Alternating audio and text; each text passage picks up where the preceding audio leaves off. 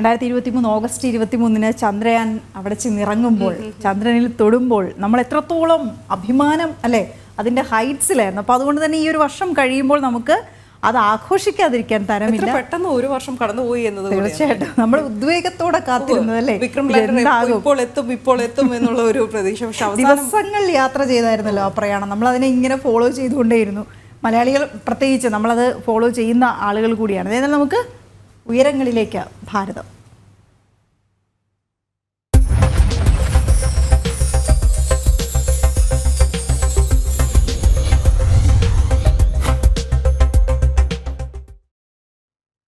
നമ്മൾ അതിഥി ഉണ്ടെന്നൊക്കെ പറഞ്ഞപ്പോൾ അത് ഐസനാണെന്ന് റഷ്യർ തെറ്റിദ്ധരിച്ചിട്ടുണ്ടാവും. ബഹിരാകാശ ദിനമായതുകൊണ്ട് വയനാട്ടിൽ നിന്ന് ഐസനെ പെട്ടെന്ന് നമ്മുടെ എക്സ്പേർട്ട്, സയൻസ് എക്സ്പേർട്ട് ആണല്ലോ. അപ്പോൾ നമുക്ക് കാര്യങ്ങൾ ചോദിക്കാം. എന്താണ്, എങ്ങനെയാണ് ഇത് ഈ ഒരു ദിവസം നമുക്ക് കൂടുതൽ പ്രാധാന്യത്തോടെ ഉണ്ടാവുക എന്നൊക്കെ ഉള്ളത്. ഏതായാലും ഈ ദിവസത്തിൻ്റെ പ്രാധാന്യം ഒന്നുകൂടി വിശദമായി തയ്യാറാക്കിയ റിപ്പോർട്ട് അനുസരിച്ച് പറഞ്ഞു കൊടുക്കാം. തീർച്ചയായും. എന്തായാലും ഭാരതത്തിൻ്റെ ചന്ദ്രദൗത്യം ചന്ദ്രൻ്റെ ദക്ഷിണ ധ്രുവത്തെയാണ് കഴിഞ്ഞ വർഷം ഇതേ ദിവസം തൊട്ടത്. ഈ ദൗത്യം ചന്ദ്രനെ തൊട്ട ഇടം ശിവശക്തി പോയിന്റ് എന്ന പ്രധാനമന്ത്രി നാമകരണം ചെയ്തതും നമ്മൾ ഇപ്പോഴും ഓർക്കുന്നുണ്ടാവും. ഈ ചരിത്ര ദൗത്യം യാഥാർത്ഥ്യമായ ദിവസത്തെ ഭാരതത്തിൻ്റെ ബഹിരാകാശ ദിനമായി പ്രഖ്യാപിച്ചു. 2023 ജൂലൈ 14 ശ്രീഹരിക്കോട്ടയിലെ സതീഷ് ധവാൻ സ്പേസ് സെന്ററിൽ നിന്നാണ് ചന്ദ്രയാൻ കുതിച്ചുയർന്നത്.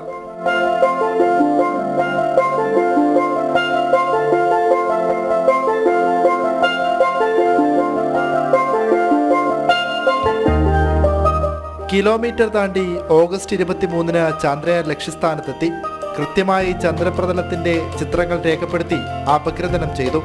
ഓഗസ്റ്റ് 23 ചന്ദ്രയാൻ ലാൻഡർ വിക്രം ലക്ഷ്യസ്ഥാനത്ത് പറന്നിറങ്ങി.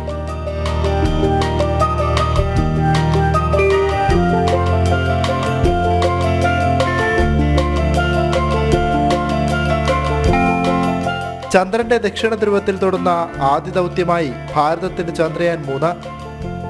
വിക്രം ലാൻഡറും പ്രഗ്യാൻ റോവറും ഭാരതത്തിന്റെ അഭിമാനമായി ചന്ദ്രനിൽ എത്തിയ ദിനം പ്രധാനമന്ത്രി ദേശീയ ബഹിരാകാശ ദിനമായി പ്രഖ്യാപിച്ചു. ചന്ദ്രയാൻ തൊട്ടയിടം ശിവശക്തി പോയിന്റ് എന്നും പ്രധാനമന്ത്രി നാമകരണം ചെയ്തു. चंद्रयान 3 का मून लैंडर उतरा है. अब उस पॉइंट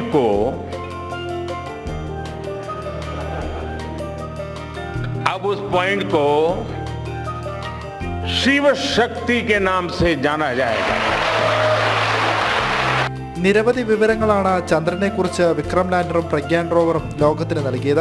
ചന്ദ്രപ്രതലത്തിന്റെ താപനിലയിലെ അത്ഭുതകരമായ വ്യതിയാനം ഓരോ സെന്റിമീറ്റർ കണക്കിൽ ലാൻഡറിലെ ചാസത്തെ എന്ന ഉപകരണം രേഖപ്പെടുത്തി. ചന്ദ്രപ്രതലത്തിലെ റേഡിയേഷനും ധാതുക്കളുടെ സാന്നിധ്യവും അളന്നെടുത്തു. ഭാവിയിൽ ചന്ദ്രനിലേക്കുള്ള ഭാരതീയന്റെ യാത്രയുടെ തുടക്കമിടുകയായിരുന്നു ചന്ദ്രയാൻ ദൗത്യം. സയൻസ് ഡെസ്ക്, ജനം. അങ്ങനെ ഇനി ഐസൻ ജോസിലേക്ക് തന്നെ നമുക്ക് എത്താം. നേരത്തെ പറഞ്ഞ പോലെ തന്നെ സയൻസ് ഡെസ്ക് എന്ന്, ജനം ടിവിയുടെ സയൻസ് ഡെസ്ക് എന്ന് പറയുമ്പോൾ ഐസൻ ജോസിന്റെ പേര് മാത്രമായിരിക്കും ഒരു പക്ഷേ നമുക്കും പ്രേക്ഷകർക്കും ഒക്കെ പെട്ടെന്ന് ഓർത്തെടുക്കാൻ പറ്റുക. ഐസൻ ഒരുപാട് പ്രത്യേകതകൾ, ആദ്യം ഈ ദിനത്തിന്റെ പ്രത്യേകതയിൽ നിന്ന് തന്നെ തുടങ്ങാൻ തോന്നുന്നു. ദിനത്തിൻ്റെ പ്രത്യേകത എന്ന് പറയുന്നത് നമുക്കറിയാവുന്നതാണ്. വലിയൊരു സ്വപ്നമായിരുന്നു ചന്ദ്രയാൻ എന്ന് പറയുന്നത്, അല്ലെങ്കിൽ ചന്ദ്രനെ തൊടുക എന്നത് വലിയൊരു സ്വപ്നമായിരുന്നു. സ്വപ്നം മാത്രമായിരുന്നില്ല, സ്വപ്നത്തിനപ്പുറം ശാസ്ത്രത്തെ കണ്ടെത്താനുള്ള ഒരു നീക്കം കൂടിയായിരുന്നു. വലിയ വലിയ വിഷയങ്ങളായിരുന്നു നമ്മൾ കണ്ടെത്തിയത്. കാരണം നമുക്കറിയാവുന്നതാണ്, 5 സെൻറ്റിമീറ്റർ നമ്മളുടെ കൈവിരലുകളുടെ മാത്രം അകലത്തിൽ ചന്ദ്രപ്രതലത്തിലെ പൂഴിയിലെ താപവ്യതിയാനം, സർഫസിൽ 50 ഡിഗ്രി സെൻറ്റിഗ്രേഡും 5 സെൻറ്റിമീറ്റർ താഴുമ്പോൾ അത് -20 ഡിഗ്രിയിലേക്ക് എത്തുന്നു. വലിയൊരു വ്യത്യാസം. താപചാലകത്തിൽ ഏറ്റവും കുറഞ്ഞ ഒരു സബ്സ്റ്റൻസ് ആണ് റിഗോലിത്ത് എന്ന് പറയുന്ന ചന്ദ്രപ്രതലത്തിലെ പൂഴി. അത്തരത്തിൽ എന്തൊക്കെയോ വിവരങ്ങൾ, എത്രമാത്രം വിവരങ്ങളാണ് നമ്മളെ കാത്തിരിക്കുന്നത് എന്ന് അത്ഭുതത്തോടെ ചെന്നിറങ്ങിയ ഒരു പ്രദേശമാണ്. മാത്രമല്ല ദക്ഷിണ ധ്രുവത്തിലാണ് ചെന്നിറങ്ങിയത്. ഇതുവരെ മറ്റു സംവിധാനങ്ങളൊന്നും തന്നെ, മറ്റു ചന്ദ്രയാൻ ദൗത്യങ്ങളൊന്നും തന്നെ, ചന്ദ്രനിലേക്കുള്ള ദൗത്യങ്ങളൊന്നും ആ പ്രദേശത്ത് എത്തിയിട്ടില്ല. സ്വാഭാവികമായും നമുക്കറിയാവുന്നതാണ്, ഈ സ്പേസ് കോപ്സൊക്കെ ഉള്ള രീതിയിൽ അന്താരാഷ്ട്ര ധാരണകളുടെ അടിസ്ഥാനത്തിലാണ് ഇത്തരത്തിൽ സ്ഥലമൊക്കെ നിരീക്ഷിക്കുകയും കണ്ടെത്തുകയും ചെയ്യുന്നത്. അവിടെ ഇറങ്ങി അവിടെ നിന്ന് ഇന്നലെ പുറത്തു വന്ന, 2 ദിവസം മുമ്പ് പുറത്തു വന്ന വാർത്തകളിൽ അബണ്ടൻസ് ഓഫ് മിനറൽസ് എന്നാണ് ISRO തന്നെ വിശേഷിപ്പിച്ചിരിക്കുന്നത്. കാരണം നിരവധിയായ മിനറൽസ്, നമ്മൾ കേട്ടിട്ട് പോലുമില്ലാത്ത ആൽഫ, ബീറ്റ, റേഡിയേഷൻ ലെവലുകളൊക്കെയുള്ള നിരവധി ധാതുക്കൾ അവിടെ ഉണ്ട് എന്ന് കൃത്യമായി കണ്ടെത്തിയിരിക്കുന്നു. അത് ഫിസിക്കൽ റിസർച്ച് ലാബറട്ടറി അഹമ്മദാബാദിലെ ലാബറട്ടറി കണ്ടെത്തിയതിൻ്റെ വിവരങ്ങൾ ഇന്ന് പുറത്തു വരും. ഈ കഴിഞ്ഞ ദിവസമാണ് പുറത്തു വന്നത്. അത് സംബന്ധിച്ച വാർത്തകൾ ഇന്ന് നമുക്ക് കൂടുതൽ ലഭ്യമാവുകയും ചെയ്യും. അത്തരത്തിൽ വിവിധങ്ങളായ കാര്യങ്ങൾ ആ ചന്ദ്രയാൻ്റെ ഒപ്പം നടന്നു എന്നതാണ് ഏറെ പ്രാധാന്യമർഹിക്കുന്നത്. ചന്ദ്രയാൻ്റെ ലോഡ് ചെയ്ത, അല്ലെങ്കിൽ ഈ ചന്ദ്രയാനിലെ വിക്രം ലാൻഡറിനെ ലോഡ് ചെയ്ത മാർക്ക് 3 എന്ന് പറയുന്ന റോക്കറ്റ് ഉൾപ്പെടെ അതിസങ്കീർണമായ സംവിധാനങ്ങളാണ്. പ്രൊപ്പൽഷനിലാണ്, സാറ്റലൈറ്റ് സാങ്കേതികവിദ്യയിലാണ്, നാവിഗേഷനിലാണ്, സെൽഫ് നാവിഗേഷനിലാണ്, മാത്രമല്ല ഗവേഷണ നിരീക്ഷണങ്ങളുടെ ഭാഗമായുണ്ട്. ചന്ദ്രൻ്റെ ഈ ഭൂമിയെ വലം വെച്ചുകൊണ്ട് ആക്സിലറേഷൻ ആർജിച്ച് ചന്ദ്രനിലേക്ക് എത്തി, ചന്ദ്രനിലെ ആക്സിലറേഷൻ ആക്സിലറേറ്റ് ചെയ്യുക, അത്തരത്തിലുള്ള എല്ലാ കാര്യങ്ങളും വളരെ കൃത്യമായി നടന്നു. കഴിഞ്ഞ തവണ നടന്നതിനേക്കാൾ കൃത്യമായി ലാൻഡിങ്, ലാസ്റ്റ് മൊമെൻറ്റ് ഹോവറിംഗ് പോലും 60 മീറ്റർ ഉയരത്തിലെത്തി അവിടെ നിന്ന് കൃത്യമായി നിരീക്ഷിച്ച് ആ പ്രതലം സുരക്ഷിതമല്ലെന്ന് കണ്ടതോടെ ചന്ദ്രയാനിലെ ലാൻഡർ, വിക്രം ലാൻഡർ കുറേ കൂടി നീങ്ങി ലാൻഡ് ചെയ്യുകയും ചെയ്തു. അത്തരത്തിൽ കൃത്യമായ പ്രിസിഷൻ ലാൻഡിംഗ് ആയിരുന്നു.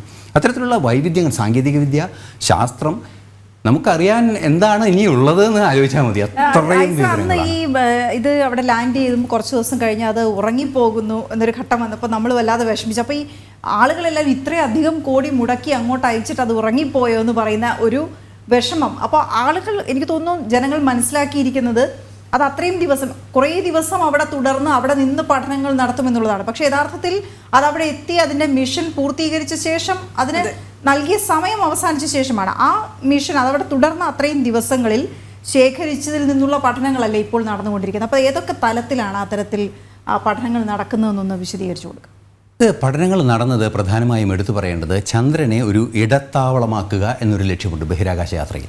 ആ ബഹിരാകാശ യാത്രയിൽ ഇടത്താവളമാക്കുന്നതിൻ്റെ ഭാഗമായി ചന്ദ്രനിൽ എങ്ങനെ ജനവാസം അല്ലെങ്കിൽ മനുഷ്യവാസം സാധ്യമാക്കാൻ സാധിക്കും, അത്തരത്തിലുള്ള സംവിധാനങ്ങളൊക്കെ ഗവേഷണം നടത്തേണ്ടതുണ്ട്. മാത്രമല്ല പല ഘടകങ്ങളും അവിടെ നിന്ന് തന്നെ നമുക്ക് വേർതിരിച്ചെടുത്ത് ചില സംവിധാനങ്ങളൊക്കെ ഉപയോഗിക്കുന്നതിനുള്ള അല്ലെങ്കിൽ നിർമ്മിക്കുന്നതിനുള്ള സംവിധാനം, ഈ കപ്പലിലൊക്കെ ഉള്ളതുപോലെ കപ്പലിനുള്ളിൽ തന്നെ നിർമ്മാണം നടത്തുന്നത് പോലെ അവിടെ എത്തി ഡെസ്റ്റിനേഷനിലെത്തി നിർമ്മാണം നടത്തുന്നതിനുള്ള സംവിധാനങ്ങൾ, അത്തരത്തിലുള്ള ഗവേഷണങ്ങളാണ് അതിൻ്റെ ആഴത്തിൽ നടന്നുകൊണ്ടിരിക്കുന്നത്. മാത്രമല്ല മറ്റൊരു പ്രധാന വിഷയം എടുത്തു പറയേണ്ടത് നമ്മളുടെ സ്പേസ് കോമ്പിറ്റൻസിയാണ്. അതായത് 4 ലക്ഷത്തോളം കിലോമീറ്റർ അകലേക്ക് കൃത്യമായി ബാംഗ്ലൂരിൽ നിന്നും നിരീക്ഷിക്കാൻ നമുക്ക് സാധിക്കുന്ന ടെലിമെട്രി ട്രാക്കിംഗ് സ്റ്റേഷനിലൂടെ 4 കിലോമീറ്റർ ദൂരത്തേക്ക് നമ്മളുടെ സാറ്റലൈറ്റുകളെ വഹിച്ചു കൊണ്ടുപോകുന്ന വാഹനങ്ങൾ കൃത്യമായി എത്തുന്നുവെന്ന് പരിശോധിക്കാവുന്ന ഇന്ത്യൻ ടെലിമെട്രി എന്ന് പറയുന്ന ഈ സാങ്കേതിക വിഭാഗമാണ്. ഇന്ത്യൻ ടെലിമെട്രിയുടെ ഒരു ബെഞ്ച് മാർക്ക് കൂടിയാണ് കൃത്യമായ പ്രിസിഷൻ ഓവറിംഗ്, പ്രിസിഷൻ ലാൻഡിംഗ് എല്ലാം ഇന്ത്യൻ ടെലിമെട്രിയുടെ. ജി മാധവൻ നായരൊക്കെ ടെലിമെട്രിയുടെ പഴയകാല ഗവേഷകരായിരുന്നു. ഈ ഇന്ത്യൻ ടെലിമെട്രിയുടെ ആ ഒരു അന്തിമമായ നേട്ടത്തിലേക്ക് കൂടി ഇത് മനസ്സിലാക്കാൻ സാധിക്കുന്നു. നമുക്കറിയാവുന്നതാണ്, റെയിൽവേ സ്റ്റേഷനിലൊക്കെ നമ്മൾ ചെന്ന് കഴിഞ്ഞാൽ കാണാം, റെയിൽവേ സ്റ്റേഷനിലെ പ്രധാന സ്റ്റേഷൻ ബോർഡിൽ താഴെ MSL എന്ന് പറഞ്ഞൊരു മാർക്കുണ്ടായിരിക്കും, ഒരു ചുവന്ന മാർക്കുണ്ട്. അത് മീൻ സീ ലെവൽ എന്നാണ് ഉദ്ദേശിക്കുന്നത്. അതായത് സമുദ്രനിരപ്പിൽ നിന്നും അവിടേക്ക് ഇത്ര ഉയരം. ഇത്തരത്തിലൊരു ബെഞ്ച് മാർക്ക് മൊത്തമായി ഭൂമിയിൽ മൊത്തം ക്രിയേറ്റ് ചെയ്യുന്നൊരു രീതിയുണ്ട്. അത്തരത്തിൽ ബെഞ്ച് മാർക്കുകൾ ക്രിയേറ്റ് ചെയ്തതിന് ശേഷം ആ ബെഞ്ച് മാർക്കുകളുടെ അടിസ്ഥാനത്തിലാണ് റോഡ് നിർമ്മാണം, റെയിൽ നിർമ്മാണം, അതുപോലെ തന്നെ മറ്റു സംവിധാനങ്ങളുടെ എല്ലാം നിർമ്മാണങ്ങൾക്ക് അടിസ്ഥാനപരമായ ഡാറ്റ ഉപയോഗിക്കുന്നത്. അത്തരത്തിൽ ഏറ്റവും ഫണ്ടമെൻ്റലായ സമുദ്രനിരപ്പിൽ നിന്ന് എത്ര ഉയരമാണ് നമ്മൾ നിൽക്കുന്നത് എന്ന് പരിശോധിക്കുന്നത് പോലെ കൃത്യതയാർന്ന പല ഡാറ്റകളും നമുക്ക് ഈ ബെഞ്ച് മാർക്കിംഗ് ഡാറ്റയായി ഈ ചന്ദ്രയാനിൽ പ്രയോജനപ്പെടുത്താൻ പറ്റുന്നുണ്ട്. ശാസ്ത്രം മാത്രമല്ല, ശാസ്ത്രത്തിൻ്റെ ഗഹനമായ ഉപയോഗത്തിന് വേണ്ടി അല്ലെങ്കിൽ വിശാലമായ ഉപയോഗത്തിന് വേണ്ടി ഏത് രീതിയിലൊക്കെ ആ ശാസ്ത്രത്തെ പ്രയോജനപ്പെടുത്താൻ സാധിക്കണം, അതിൻ്റെ മെഷർമെൻറ്റുകൾ, കാൽക്കുലേഷൻസാണ് ശാസ്ത്രത്തെ എന്നും കൃത്യമായി നിലനിർത്തുന്നത്. കൃത്യമായ കണക്കുകളാണ്. ആ കണക്കുകൾ സൃഷ്ടിക്കാൻ സാധിക്കുന്നു എന്നതാണ് ഇന്ത്യൻ ടെലിമെട്രിയുടെ വലിയൊരു നേട്ടമായി ചന്ദ്രയാനിൽ മാറിയിരിക്കുന്നത്. തീർച്ചയായും നമുക്കറിയാവുന്നതാണ്, 3ാം ദൗത്യമാണ് വിജയകരമായത്, പൂർണ്ണമായും വിജയകരമായത്. പക്ഷേ പ്രൊപ്പൽഷനിലും അല്ലെങ്കിൽ ട്രാക്കിങ്ങിലും ഈ വാഹിക്കുന്ന റോക്കറ്റ് അവിടെ എത്തുന്നതിൽ സാങ്കേതികമായി ബുദ്ധിമുട്ടില്ല. പക്ഷേ അവസാന ലാൻഡിങ്ങിലാണ് ചില സാങ്കേതിക ബുദ്ധിമുട്ടുള്ളത്. അതെല്ലാം തന്നെ കഴിഞ്ഞ തവണ പൂർണ്ണമായും പരിഹരിക്കുകയും വളരെ പ്രിസിഷനായ ലാസ്റ്റ് 60 മീറ്ററിൽ എത്തിയതിന് ശേഷം വീണ്ടും ഹോവർ ചെയ്തതിന് ശേഷം ചെന്നിറങ്ങുകയും ചെയ്യുന്നൊരു സാഹചര്യം ഉണ്ടായിരുന്നു. അതുപോലെ തന്നെ പ്രഗ്യാൻ റോവർക്ക് താഴെ ഇറങ്ങി പരിശോധന നടത്തുന്നു. അതിൽ ഓരോരോ പൊസിഷൻ ഇന്നലെ നമുക്ക് ലഭ്യമായ വിവരങ്ങളിൽ നിന്നും ആ ചിത്രങ്ങളൊക്കെ കാണാൻ സാധിക്കുന്നുണ്ട്. ആ പ്രദേശത്ത് 100 മീറ്ററിലേറെ അത് കറങ്ങി നടന്നു. ആ 100 മീറ്ററിലേറെ കറങ്ങി നടന്ന ഓരോ പൊസിഷനിൽ നിന്നും അവിടെ നിന്ന് പൂഴി അതുപോലുള്ള സംവിധാനങ്ങളെല്ലാം പരിശോധിച്ച് അതിലെ മിനറലിൻ്റെ സാന്നിധ്യം പരിശോധിച്ച് അത് പൊടിച്ച് ബാഷ്പീകരിക്കുന്ന ചില രീതികളൊക്കെയാണ് അതിനകത്ത് നടത്തുന്നത്. അത്തരത്തിലുള്ള വിവരങ്ങൾ നമുക്ക് ലഭ്യമായി. അങ്ങനെ മൂണിലെ എന്തൊക്കെയാണ് ധാതു ലവണങ്ങളുള്ളത് എന്നത് സംബന്ധിച്ച് വളരെ സമഗ്രമായൊരു വിവരം ദക്ഷിണ ധ്രുവത്തെ സംബന്ധിച്ചിടത്തോളം ഇന്ന് ഈ ചന്ദ്രയാൻ സംബന്ധിച്ച് ഇത്രയും വിപുലമായ കാര്യങ്ങളൊക്കെ നടക്കുമ്പോഴും ഐസൻ, ഈ സ്പേസിലേക്ക് നമ്മൾ ഓരോ പരീക്ഷണങ്ങൾ നടത്തുമ്പോൾ അത് എന്തിന് ഇത്ര അധികം കോടി മുടക്കി അവിടെ എന്തിനത് ചെയ്യുന്നു? ഇവിടെ പട്ടിണി പാവങ്ങളുണ്ട്, നമുക്കിവിടെ ഒരുപാട് അടിസ്ഥാന സൗകര്യങ്ങൾ വികസിപ്പിക്കേണ്ടതുണ്ട് എന്നൊക്കെ വിമർശനങ്ങൾ വരാറുണ്ട്. പക്ഷേ നമ്മുടെ ഈ ദൗത്യങ്ങൾ പലതും അല്ലെങ്കിൽ സ്പേസിൽ അല്ലെങ്കിൽ ഉപഗ്രഹങ്ങൾ നമ്മൾ വിക്ഷേപിക്കുന്നതുമായി ബന്ധപ്പെട്ട് നമ്മുടെ ലൈഫിനെ നമ്മുടെ അടിസ്ഥാന സൗകര്യത്തെ എങ്ങനെ അത് ബാധിക്കുന്നു എന്നുള്ള കാര്യം പലപ്പോഴും ഒരുപക്ഷെ ഐസൻ അത് വയനാടും കൂടെ ക്ലബ് ചെയ്ത് പറയാൻ കഴിയും. തീർച്ചയായിട്ടും. തീർച്ചയായും വയനാട് ദുരന്ത നിവാരണത്തിൻ്റെ ഭാഗമായി പരിശോധിക്കേണ്ടതുണ്ട് എന്ന് തന്നെയാണ് എനിക്കും തോന്നുന്നത്. കാരണം ആദ്യം നമ്മളത് ചർച്ച ചെയ്യുമ്പോൾ തന്നെ ആ ദുരന്ത നിവാരണത്തിൻ്റെ കാര്യം ഞാൻ എടുത്തു പറഞ്ഞത് നമ്മളോട് ചേർന്ന് നിൽക്കുന്ന വിഷയങ്ങളിൽ ഏത് രീതിയിലാണ് ശാസ്ത്രം പ്രയോജനപ്പെടുന്നതിനെ എന്നതിനെ ഒരു ബെസ്റ്റ് എക്സാമ്പിളായിരുന്നു വയനാട് വിഷയത്തിലുണ്ടായത്. കാരണം നമുക്കറിയാവുന്നതാണ്, നമ്മൾ അന്ന് വാർത്ത നൽകുകയും ചെയ്തിരുന്നു. ISROയുടെ തന്നെ കാർട്ടോസാറ്റ് എന്ന് പറയുന്ന ISRO വിക്ഷേപിച്ച ഒരു കാർട്ടോസാറ്റ് എന്ന് ഉദ്ദേശിക്കുന്നത് ഭൂപട നിർമ്മാണത്തിന് ഉപയോഗിക്കുന്ന സാറ്റലൈറ്റ് എന്നാണ്. ആ കാർട്ടോസാറ്റ് സാറ്റലൈറ്റ് നിരീക്ഷിച്ച, അതായത് കഴിഞ്ഞ വർഷം മെയ്യിൽ നിരീക്ഷിച്ച ആ പ്രദേശത്തിൻ്റെ ഡാറ്റയും ഈ അപകടം നടന്നതിന് ശേഷം റിമോട്ട് സെൻസിങ് സാറ്റലൈറ്റ് എടുത്ത ചിത്രങ്ങളും വിശകലനം ചെയ്തതിന് ശേഷമാണ് 86 സ്ക്വയർ കിലോമീറ്റർ ഭൂമി ആ സ്ഥലത്ത് നിന്നും ഇടിഞ്ഞു മാറിയിട്ടുണ്ട് എന്ന് കൃത്യമായൊരു കണക്ക് സാറ്റലൈറ്റ് ഡാറ്റ ലഭ്യമായത്. ഈ സാറ്റലൈറ്റ് ഡാറ്റ ലഭ്യമായതിൻ്റെ അടിസ്ഥാനത്തിലാണ് ഏത് പ്രദേശങ്ങളിലാണ് ഈ ആഘാതം വന്നിട്ടുള്ളത് എന്ന് മനസ്സിലാക്കി ജോൺ മത്തായി ഉൾപ്പെടെയുള്ള ശാസ്ത്രജ്ഞർ പുഞ്ചിരിമട്ടം ഉൾപ്പെടെയുള്ള ഉന്നതമായ മേഖലകളിലേക്ക്, അപകടകരമായ പ്രദേശങ്ങളാണ്, ഉരുൾപൊട്ടലുണ്ടായ പ്രദേശങ്ങളിലൊന്നും ചെന്ന് കയറാൻ സാധ്യമായ സ്ഥലങ്ങളല്ല. കാരണം ആ ചതുപ്പ് പോലെയായി മാറിയിരിക്കും, പല പ്രശ്നങ്ങളുണ്ട്. ആ ഡെബ്രി പോലും മാറ്റരുത് എന്നാണ് ശാസ്ത്രം നിഷ്കർഷിക്കുന്നത്. പൊളിഞ്ഞു വീണ ഭാഗങ്ങളെ എടുത്ത് തള്ളി മാറ്റാൻ പോലും പാടില്ല. അത്രയും അപകടകരമായ സാഹചര്യങ്ങൾ അവിടെയുണ്ട്. ആ പ്രദേശത്തേക്ക് കൃത്യമായി പോകാനുള്ള വഴി പോലും ശാസ്ത്രജ്ഞർക്ക് പറഞ്ഞു കൊടുത്തത് ഈ ഡാറ്റയാണ്, ഈ 86 സ്ക്വയർ കിലോമീറ്റർ എന്ന ഡാറ്റയാണ്. അതിൻ്റെ അടിസ്ഥാനത്തിലാണ് അവരങ്ങോട്ട് ചെന്നത്. പിന്നെ ജീവിതത്തെ തൊടുന്നത് എങ്ങനെയെന്ന് ചോദിച്ചാൽ നമ്മൾ നിൽക്കുന്നത്, ഈ ചാനലിൽ നമ്മൾ നിൽക്കുന്നത് തന്നെ സ്പേസ് ജീവിതത്തെ തൊടുന്നതാണ്. കാരണം ഈ സാറ്റലൈറ്റ് ചാനലാണ് നമ്മൾ, അവിടെ നിന്ന് ആരംഭിക്കുകയാണ്. നമ്മളുടെ മൊബൈൽ ഫോണില്ലാത്തൊരു കാലമൊന്നും ചിന്തിക്കാൻ പോലും പറ്റില്ല. മൊബൈൽ ഇല്ലാത്ത കാലം ചിന്തിക്കാൻ പറ്റില്ല, ടെലിവിഷൻ ഇല്ലാത്ത കാലം ചിന്തിക്കാൻ പറ്റില്ല, റേഡിയോ ഇല്ലാത്ത കാലം പോലും. അതായത് നമുക്കറിയാവുന്നതാണ്, റേഡിയോ ഒരു ടെറസ്ട്രിയൽ ട്രാൻസ്മിഷൻ സംവിധാനമാണെങ്കിലും സാറ്റലൈറ്റ് റേഡിയോകളാണ് ഇപ്പോൾ കാര്യക്ഷമമായി പ്രയോജനപ്പെടുത്തുന്നത്. അത്തരത്തിൽ വാർത്താവിനിമയ രംഗത്ത് ബഹിരാകാശമില്ലാതെ ഒന്നും നടക്കില്ല, ബഹിരാകാശ സാങ്കേതിക വിദ്യ ഇല്ലാതെ ഒന്നും നടക്കില്ല. ഭൂമിയിൽ നിന്നുകൊണ്ട് നമുക്ക് ബഹിരാകാശമില്ലാതെ ജീവിക്കാൻ കഴിയില്ല എന്ന് പറയുന്നത്, അത് ഈ എന്താ പറയുക, നമ്മുടെ ബഹിരാകാശം എന്ന് പറയുന്നത് പലപ്പോഴും നമ്മുടെ ഓക്സിജൻ ലെവൽ ഏതുവരെ ഉണ്ടോ, നമുക്ക് ശ്വസിക്കാനുള്ള ഓക്സിജൻ കിട്ടുന്നില്ല, നമ്മൾ ഓസോൺ പാളി വരെയൊക്കെ പലപ്പോഴും ഉണ്ടാവുള്ളൂ. അതിനപ്പുറത്തേക്ക് നമ്മൾ ചിന്തിക്കാറില്ല നമുക്ക് നേരിട്ട് പ്രയോജനം ഉണ്ടാകുമെന്നുള്ള കാര്യം. ഇത്തരം മിഷനുകളിലൂടെ എങ്ങനെയാണ് നമ്മുടെ ലൈഫിനെ അത് നേരിട്ട് ബാധിക്കുക എന്നുള്ളതാണ്. ഇപ്പോൾ ഇനി ഭാരതത്തിന് ഒരുപാട് ലക്ഷ്യങ്ങളുണ്ട്, ഒരുപാട് കീഴടക്കാൻ ഇനിയും കഴിയുമെന്ന് കഴിഞ്ഞ വർഷം ഇതേ ദിവസം പ്രധാനമന്ത്രിയുടെ വാക്കുകൾ നമ്മളെല്ലാവരും ആവേശത്തോടെയാണ് കേട്ടത്.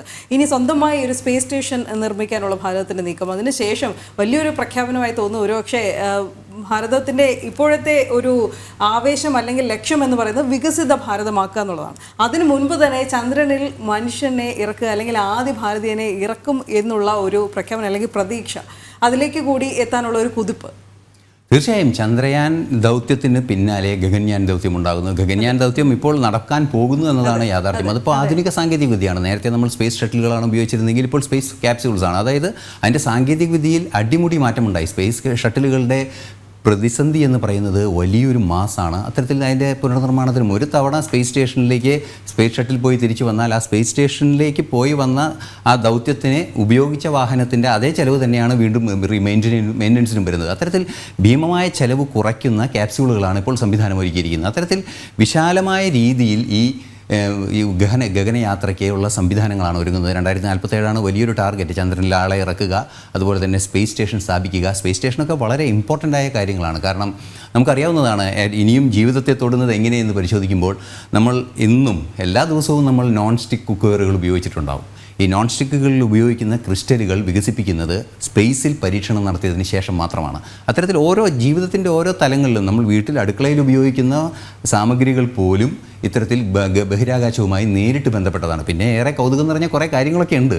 അതായത് ബഹിരാകാശത്തെത്തുമ്പോൾ ഒരു പാത്രത്തിൽ നമ്മൾ വെള്ളം ബഹിരാകാശത്തേക്ക് കൊണ്ടുപോവുകയാണെങ്കിൽ ആ വെള്ളം ഏത് രീതിയിൽ ബഹിരാകാശത്താവും, അതൊരു തുള്ളി പോലെയാവും. അതിൻ്റെ പ്രതലബലമായിരിക്കും ഡോമിനേറ്റ് ചെയ്യുക, ഭൗമശാസ്ത്രപരമായ ഗുരുത്വാകർഷണ ബലം അതിനെ ഡോമിനേറ്റ് ചെയ്യാതെ വരും. അങ്ങനെ വരുന്ന സാഹചര്യത്തിൽ അതിലുണ്ടായിരിക്കുന്ന കരടുകൾ എന്തെങ്കിലും ഉണ്ടെങ്കിൽ, അലിഞ്ഞു ചേർന്നിരിക്കുന്ന എന്തെങ്കിലും ഉണ്ടെങ്കിൽ അത് അടിയുന്നത് എങ്ങനെ, ഈ പ്രതലബലത്തിന് ഇത്തരത്തിൽ ഈ സെഡിമെൻറ്റേഷൻ കപ്പാസിറ്റി ഉണ്ടോ, അത്തരത്തിലുള്ള വിശാലമായ പരീക്ഷണങ്ങളൊക്കെ സ്പേസിൽ നടത്തുന്നതിന് സ്പേസ് സ്റ്റേഷൻ അനിവാര്യമാണ്. എഞ്ചിനീയറിംഗിലും അതുപോലെ തന്നെ ഫ്ലൂയിഡ് മെക്കാനിക്സിലൊക്കെ വളരെ ഇമ്പോർട്ടൻ്റ് ആയ കാര്യങ്ങളാണിതെല്ലാം. അത്തരത്തിൽ ശാസ്ത്രത്തിൻ്റെ അങ്ങേയറ്റം മുതൽ ജീവിതത്തിൻ്റെ ഇങ്ങേയറ്റം വരെ സ്പേസ് തൊടാത്ത സ്ഥലങ്ങളില്ല എന്നതാണ് യാഥാർത്ഥ്യം. തീർച്ചയായിട്ടും. ഓക്കെ, നമുക്കേതായാലും ഒരു ഇടവേള എടുത്ത് തിരിച്ചു വരാൻ തോന്നി. ഈ ബഹിരാകാശ വിശേഷങ്ങൾ നമ്മൾ അവസാനിപ്പിക്കുന്നില്ല. ബഹിരാകാശവും ഭൂമിയും തമ്മിൽ വലിയ കണക്ഷൻ ഉണ്ട്. നൈസൻ അത് കൃത്യമായി ഉദാഹരണ സഹിതം നമ്മളുടെ നേട്ടങ്ങൾ സഹിതം പറഞ്ഞു വയ്ക്കുകയാണ്. അപ്പോൾ നമുക്ക് എന്തൊക്കെ നേട്ടങ്ങൾ ഇനിയും ഉണ്ടാകാം, നമ്മൾ ഏതൊക്കെ തരത്തിൽ ബാധിച്ചുകൊണ്ടിരിക്കുന്നു, ചന്ദ്രനെ തൊട്ടു മനുഷ്യ ജീവിതങ്ങൾ. അതെ.